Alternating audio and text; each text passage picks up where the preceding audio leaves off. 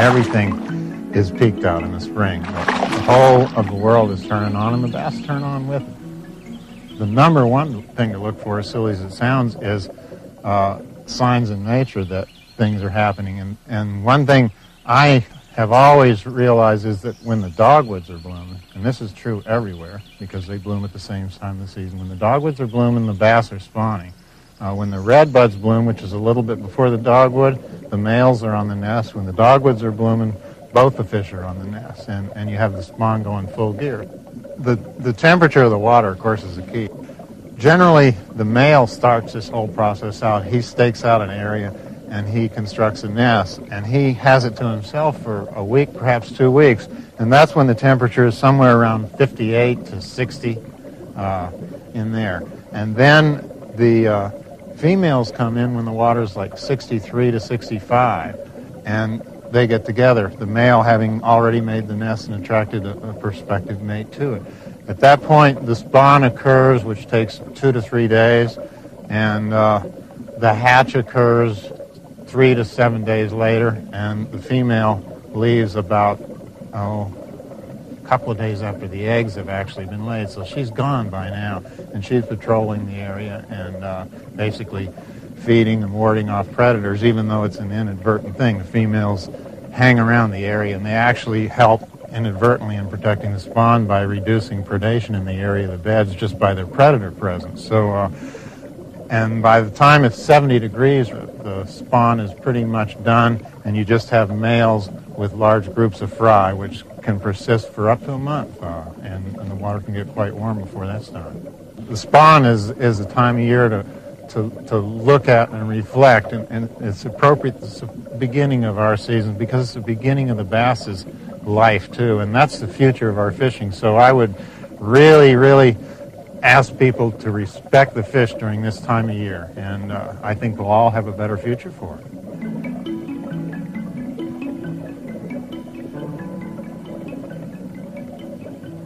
Summer is the time of peak metabolism for all the fish, and you know, the lake is a big solar engine.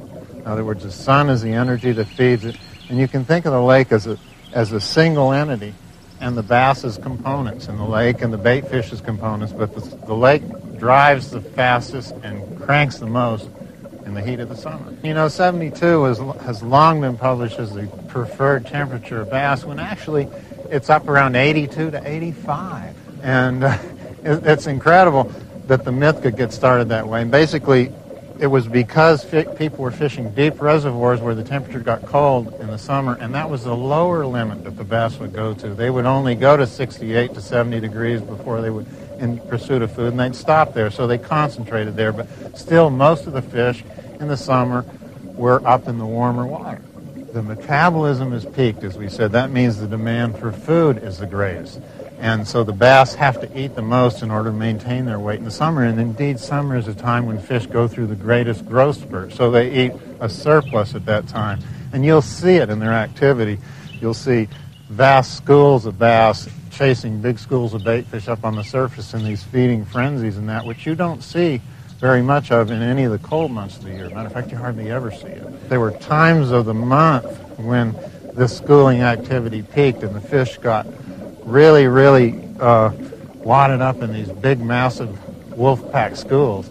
And that time of the month happened to be around the full moon. And it seems that at that point the bass really get grouped up. I think it probably has to do with the fact that other things in the life cycle of the lake are also in some kind of a concentrated cycle, like the bluegill and spawn, you know, in May and June on the full moons, and there's various insect hatches that occur on full moons, and the shad and all these things tend to group up and go through spawning migration. So these fish capitalize on it, and they really get into schools at that time of year, and you'll see big schools cruising and moving and looking for just something to pounce on. It's a very impressive sight underwater. I think that the full moon in the summer months is a very, very good moon to fish in. But the full moon has a great impact on the fish. It tends to concentrate things, so it's a boom or bust type thing. And when people's expectations are high, they tend to be frustrated, and they can see that moon. It's a sign to them, and and it becomes a cause when it really isn't the cause, but it's something they notice. And when fishing's bad as it is from time to time, when they see the full moon, they blame the full moon. They're looking for something to blame, but it's not the full moon.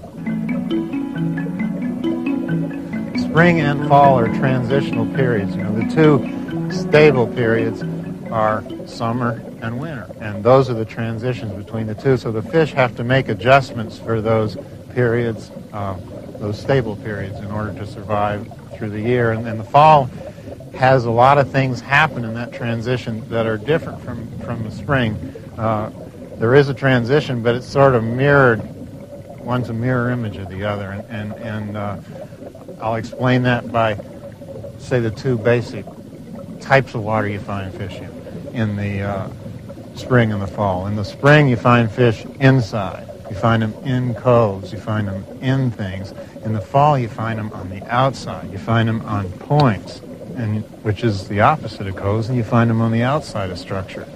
And in the spring, you find fish locked into these small places. In the fall, you find fish moving. They're constantly moving, so they can be very frustrating to catch. One thing that's really strange is that you hear all the time about this fall feeding peak, that the fish feed up to prepare for winter, to store fat, because they don't get to eat much in the wintertime.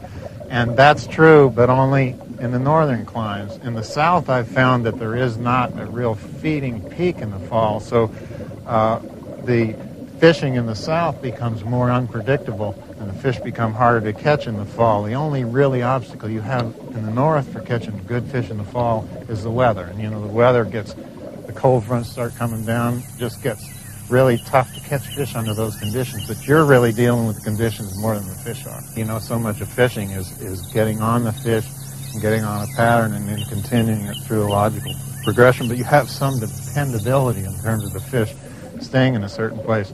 Now, one hint you could use in the fall is that most of the bait fish have had all spring and summer to grow up, so change to larger sizes of lures that cover more water, and depend on the fish being very aggressive if you find them, so they will hit these larger lures, and the larger lures are easier to see at a greater distance, so they prospect better, they find fish faster. So I go to larger lures, and I also favor the oranges and crawfish colors and the brighter colors at that time of year, because I want to be seen. They're moving out to the point. You'll find them clear out 2-3 miles offshore on a long point. You'll find them on humps that are close to the river channel in a reservoir, or just submerged islands and that sort of thing. But places out from anywhere, you know, just they can be anywhere.